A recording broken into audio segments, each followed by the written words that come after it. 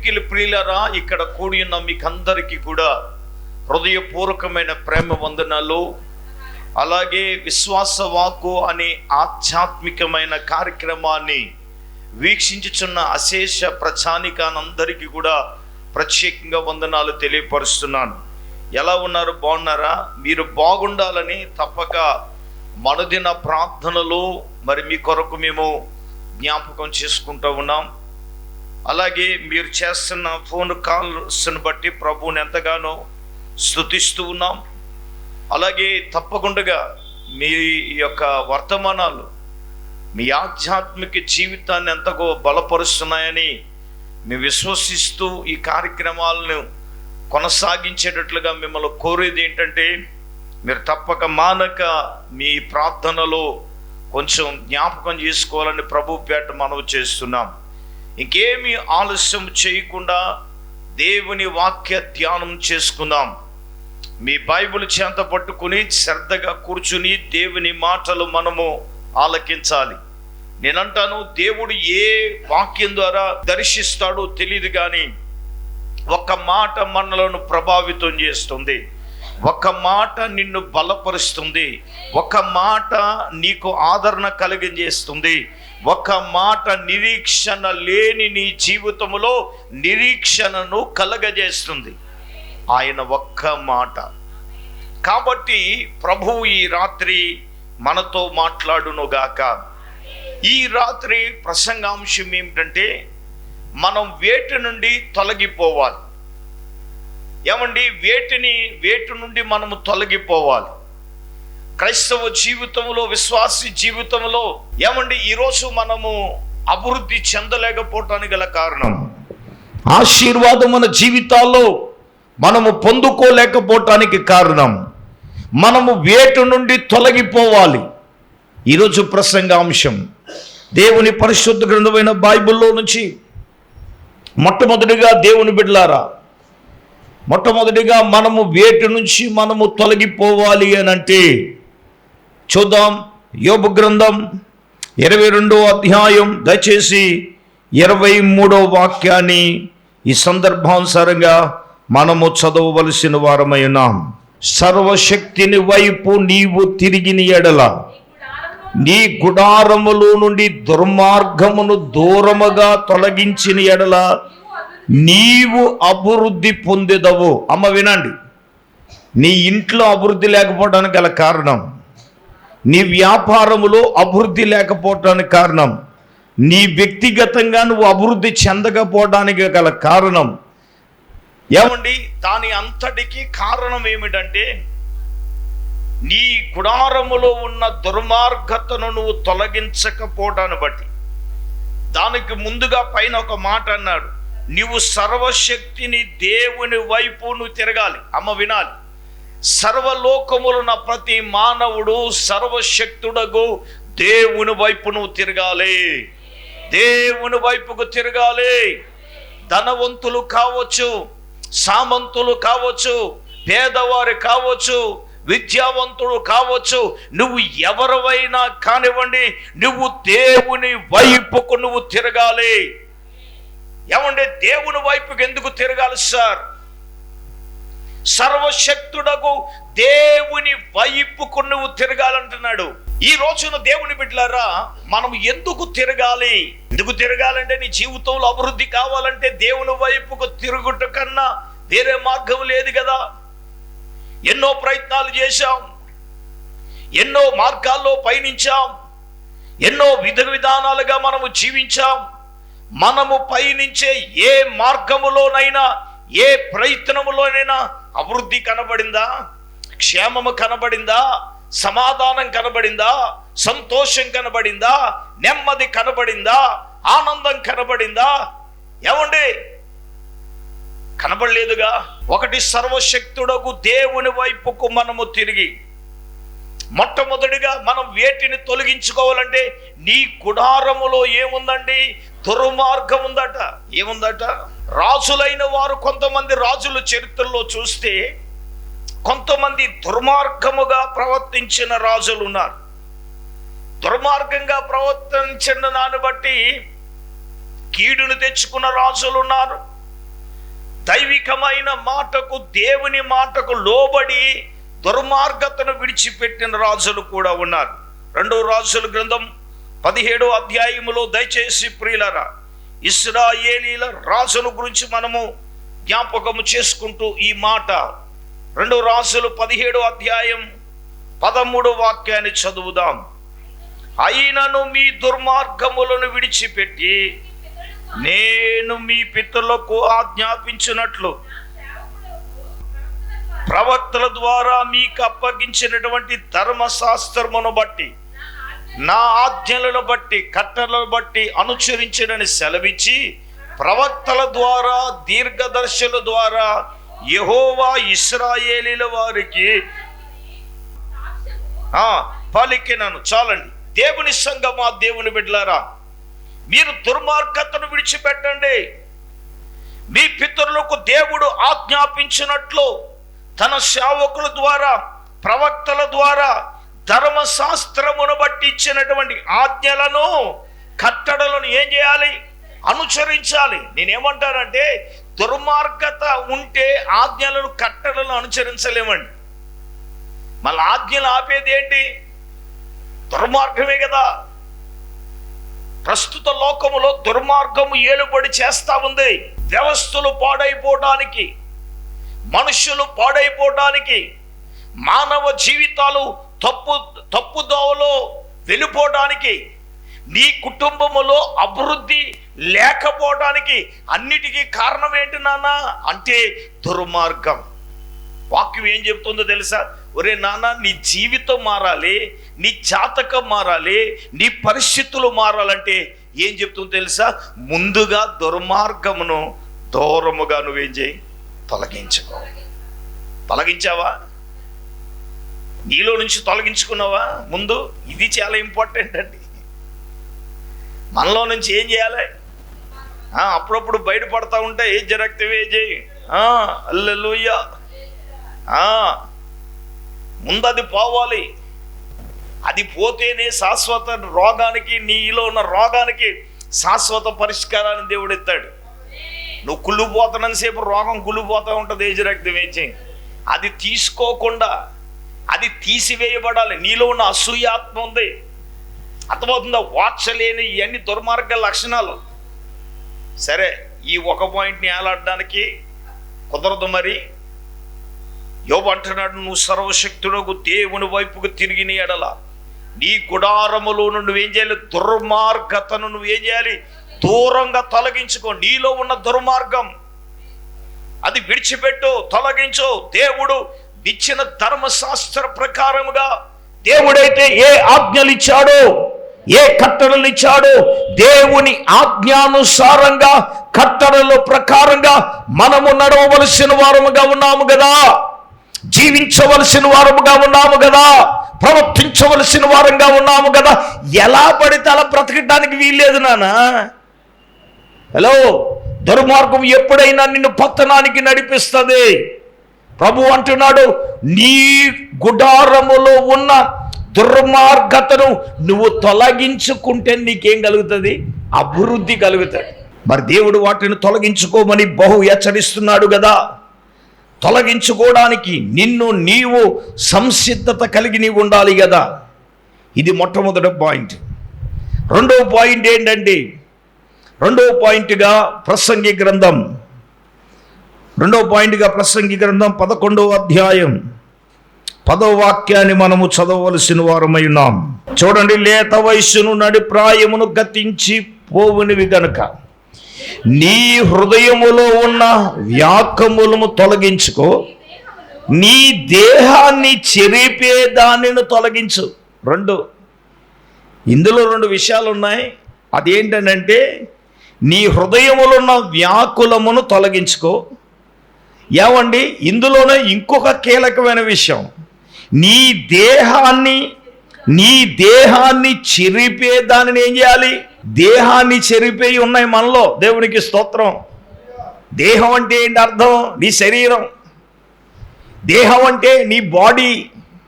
దేహం అంటే నిన్ను ఏం చేస్తున్నాయి? కొన్ని ఉన్నాయి, లోపల ఉన్నాయి. అవి నిన్ను ఏం చేస్తున్నాయి? చెరిపేస్తున్నాయి. క్రమానికి గుడికి రానివ్వకుండా, ఏమండి ప్రార్థన చేయకుండా, దేవుని వాక్యాన్ని చదవకుండా, ఉపవాసం ఉండనివ్వకుండా, పరిచర్య చేయనివ్వకుండా, దేవునిలో ఎదగకుండా, మీరు అడగొచ్చామో సీరియస్గా చూసేస్తున్నారు. ఏమండి దేహాన్ని చెరిపి చాలా ఉన్నాయి. దేవునికి స్తోత్రం. లోపలికి వెళ్ళినంటే జాతకాలన్నీ బయటకు వచ్చేస్తాయి. దేవునికి స్తోత్రం. ఒక్కొక్కరు ముఖం ఆమ్లెట్లాగా మాడిపోద్ది. రక్తం వేజై. మునుపున్న ప్రార్థనా జీవితం ఉందా? మునుపున్నటువంటి ఆత్మీయ జీవితం ఉందా? మనకి మునుపుడు ఉన్నటువంటి ఆసక్తి ఉందా? దేహాన్ని చెరిపే దానిని ఏమన్నాడు? నీ దేహమును చెరుపు దాన్ని నువ్వు ఏం చేయాలి? హలో, నీ దేహాన్ని చెరిపేది ఉన్నాయి, చాలా ఉన్నాయి. భౌతికమైన అలవాట్లు దేహాన్ని పాడు చేస్తున్నాయి కదా. ఒకసారి నేను వాక్యం చెప్పడానికి ఇలా, ఒక తల్లి వచ్చి ఏడు చేస్తూ ఉంది. తన భర్తకి ఎంత 38 సంవత్సరాలంట. కానీ 2 కిడ్నీలు ఏమైనాయండి? ఫెయిల్ అయినాయి. అయ్యగారు ప్రార్థన చేయండి అని అడిగితే నేను అన్నాను, మీ ఆయనకి ఏమైనా అలవాట్లు ఉన్నాయంటే త్రాగుడు అలవాటు ఉందండి బాబు. కనీసం 10% కూడా లేదు. 37 సంవత్సరాలు, పెళ్ళి అయిపోయింది, 2 పిల్లలు. ఆడు బాగానే ఉన్నాడు, వాళ్ళ ఆవిడ ఏడుతుంది.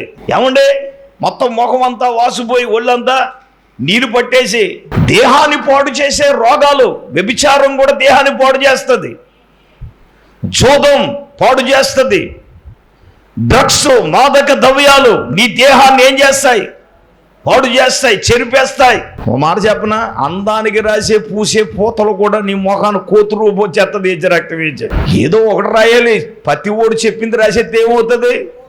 అసలు రూపు బయటపడుతుంది. కొంతమంది ఎవడు చెప్తారు తూచే తప్పకుండా పాటించేస్తారు. దేవుడు చెప్పింది చేయడు కానీ పచ్చగడ్డి నూరు రాయమంటే రాసేస్తారు. రక్తం వేసి దేహాన్ని పాడు చేసే వ్యవహారాలు చాలా ఉన్నాయి. ఇది భౌతికంగా దీన్ని సీరియస్గా తీసుకోవాలి. నవ్వులాంటి కాదు, చాలా సీరియస్ మ్యాటరు.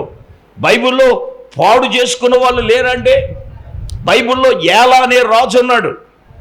ఎవడండి ఏలా అనే రాజు? ఆడికి దేనికి అలవాటు అయ్యాడండి? దీనికి అలవాటు అయిపోయాడు. కారణం ఏంటంటే ఆడికి వచ్చింది ఏంటో తెలుసా? ఈ మద్యం పుల్లుగా తాగ్గానే శత్రువు ఏం చేశాడు? నన్ను ఏం చేశాడు? చంపేశాడు. అర్థమవుతుందా నీకు? ఈ రోజున దేహాలను గాయపరిచే, నీ శరీరాన్ని చెరిపే, వాక్యంలో క్లియర్గా ఉంది. నీ దేహాన్ని చెరిపే దాన్ని ఏం జరుగుతుంది తెలుసు నీకు? దాన్ని నువ్వేం చేయమంటున్నాడు? ఏది చెరుపుతుందో నాన్న, అమ్మా, ఏది మన దేహాన్ని చెరుపుతుందో దానిని ఏం చేయాలా? చెప్పండి, దాన్ని ఏం చేయాలా? తొలగించుకోమని చెప్తుంది వాక్యం. నువ్వు దైనందిన జీవితంలో ఆధ్యాత్మికమైన స్థితిలోనికి వెళ్ళలేకపోతా. దాని పై వచనములో నీ హృదయములో ఉన్న వ్యాకులం, అంటే వ్యాకులం అంటే ఏంటి? బాధ. ప్రతిదానికి వ్యాకులమే కదా. వ్యాకులం ఉందా లేదా? వ్యాధుల గురించి ఉందా లేదా? అప్పుల గురించి ఉన్నాయే లేవా? ఇల్లు గురించి ఉన్నాయా లేవా? హృదయాలలో వ్యాకులం లేదంటే దేవుడు అన్నాడు తొలగించేసుకోమన్నాడు. దేవుని స్తోత్రం. ఒరే, నేనుండగా నీకు బాధ ఎందుకురా? చెప్పండి, ఆయన ఉండగా బాధ ఏంటి? పడతగదు. నీవు నాకుండగా నీవే అంటే వ్యాకులమును తొలగించుకోండి.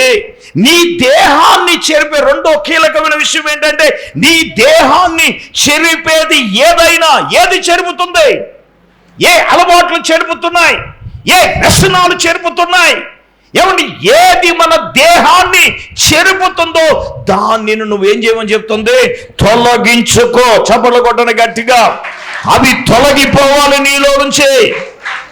అవి నీలో నుంచి తొలగిపోతేనే నీవు నీ దైనందిన జీవితములో వాటిని నీ నుండి తొలగించుకుంటేనే కానీ మనం ఏం చెందాం ఏంటంటే అభివృద్ధి చెందన్నా.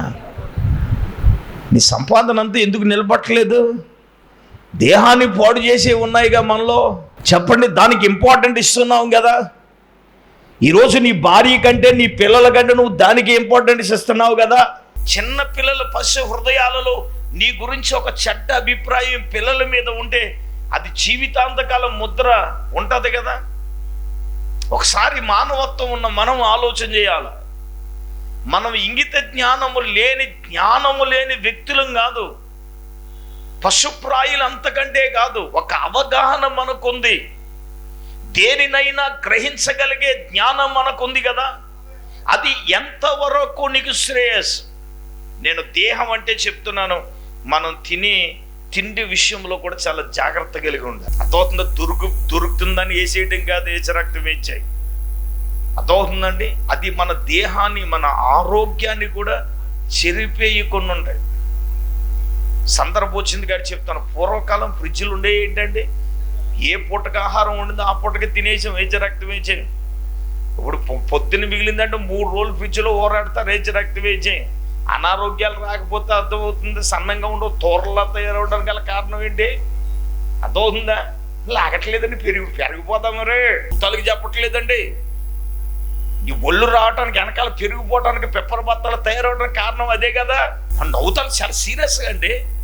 ఏమన్నా పూర్వకాలం పొద్దున్నది సాయంకాలంకి అయిపోయేది, సాయంకాలం వరకు ఉండేది కదా. సాయం పొద్దున్న ఒకవేళ పొద్దున్న అన్నం ఉన్నా కూడా ఏం చేసేవారు, శుభ్రంగా మజ్జిగ వేసేసి తోడెట్టేసి పొద్దున్న ఏం చేసేవారు, ఫ్రిడ్జ్లో దాయలేదు, వేసి రక్తం వేసి కూలింగ్లో ఎక్కలేదు.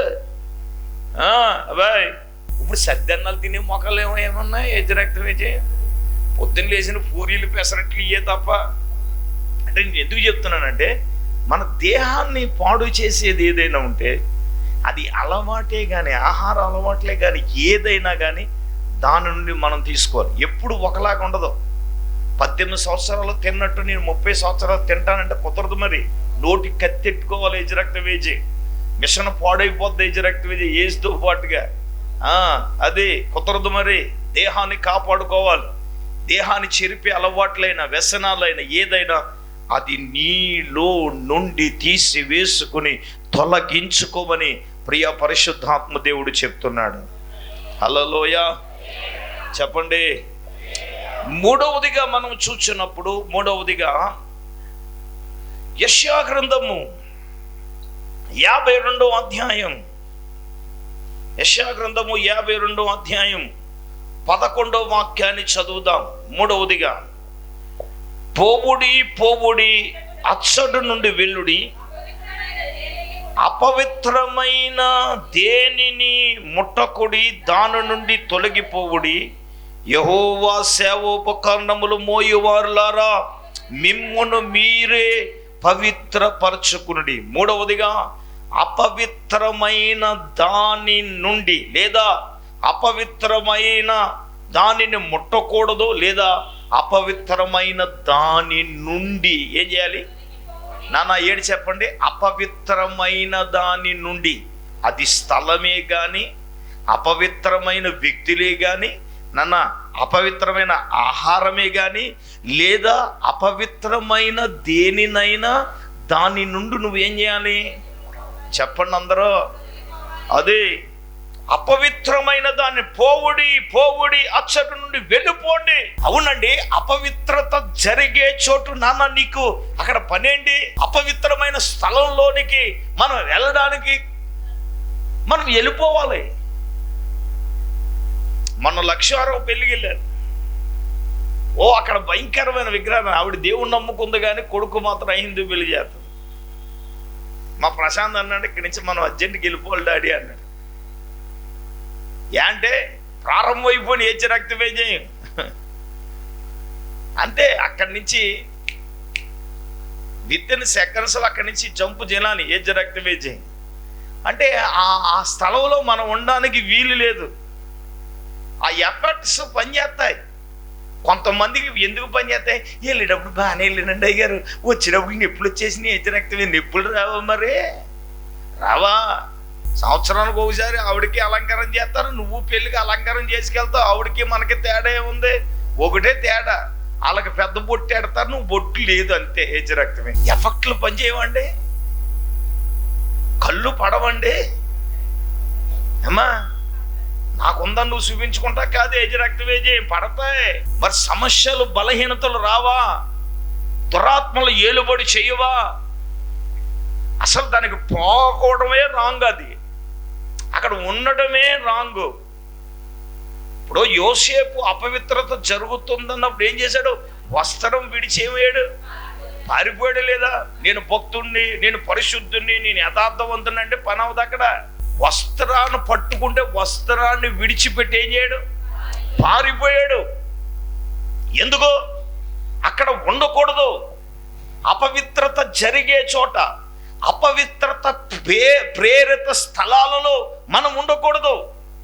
అది అపవిత్రమైనది తిండైనా కానీ, అపవిత్రమైనది స్థలమైనా కానీ, అపవిత్రత జరిగే ఏదైనా సరే దాని నుండి నువ్వేం చేయాలి? ఇక్కడ ఏమన్నాడు? దాని నుండి నువ్వేం చేయాలి? తొలగిపోండి. హల్లెలూయా. అపవిత్రమైన స్థలాల్లోంచి, అపవిత్రమైన దగ్గర నుంచి మనం ఏం చేయాలి? ఇప్పుడు యోసేపు తొలగిపోయాడా లేదా, పారిపోయాడా లేదా? ఒకటే మాట అన్నాడు, నా యజమానుడు ఇంటినంతా అప్పగించాడు నిన్ను తప్ప. ఏమన్నాడు? నిన్ను తప్ప. ఇంకో మాట అన్నాడు, నేను నా దేవునికి విరోధంగా నేనేం చేయలేను, పాపము చేయలేను. నేను అపవిత్రతలోనికి నేను వెళ్ళను.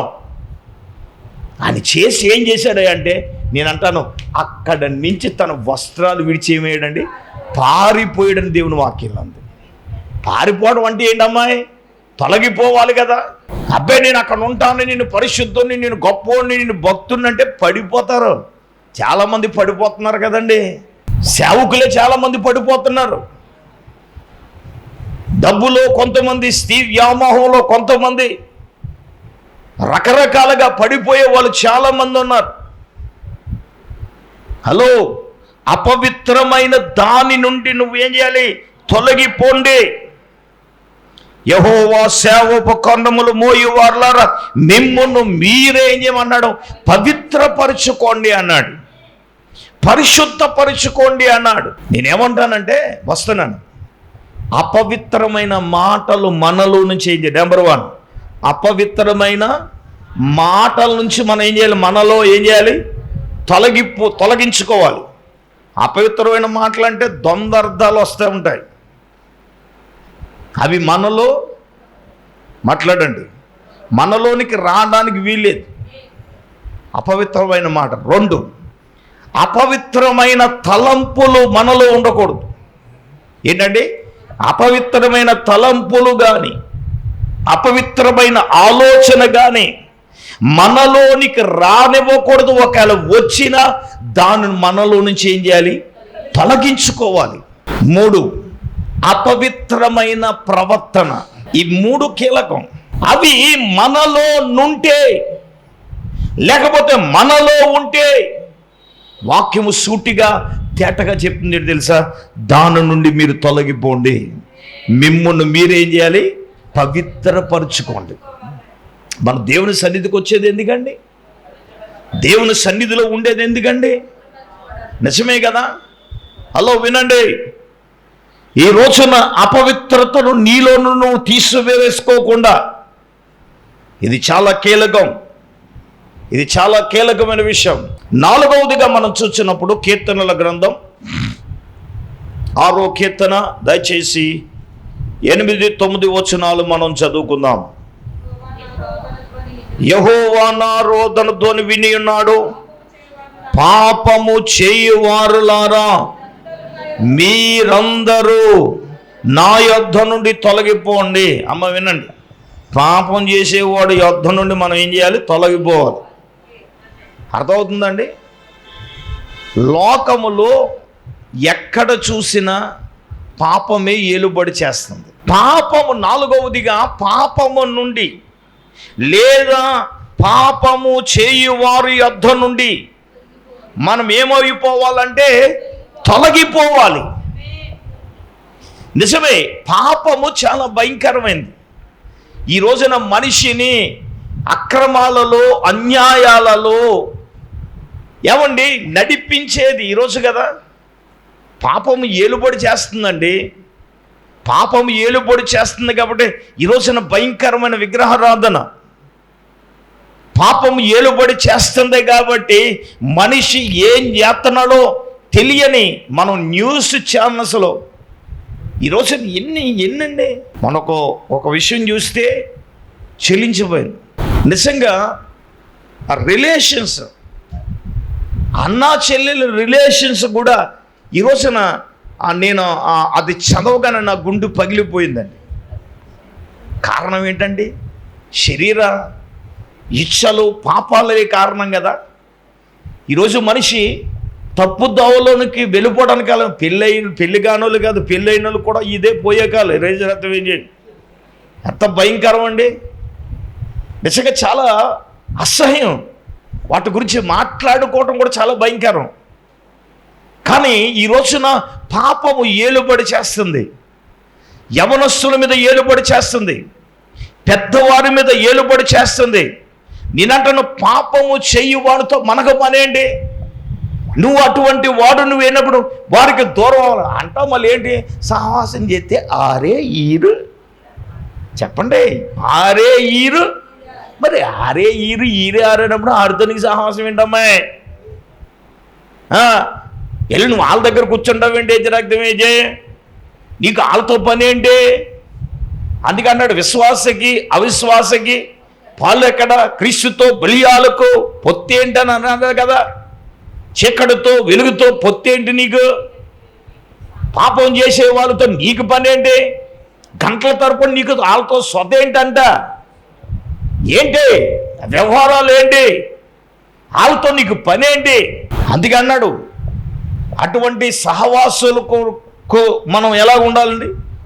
పాపులలో చేరక, యేసుప్రభు గురించి ఒక మాట ఉంది, పాపులలో చేరక ప్రత్యేకంగా ఉన్నవాడు. దేవునికి స్తోత్రం.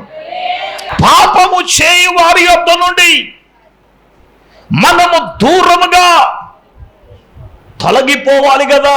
నిజమండి, ఒక మాట చెప్తాను, మన మేలు కలగకపోవడానికి పాపమే కారణం, మీ దోషాలే కారణం. అర్థమవుతుందా? మేలు కలగకుండా ఇర్మియా గ్రంథం 5వ అధ్యాయం 25వ వచనం చదవండి. ఇర్మియా గ్రంథం 5వ అధ్యాయం 25వ వచనం చదవండి.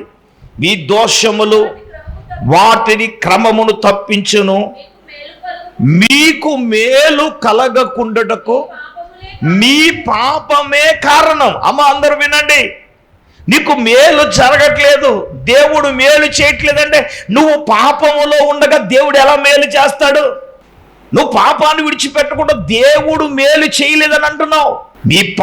మీకు మేలు కలగకుండాటకు పాపాలే కారణాలు.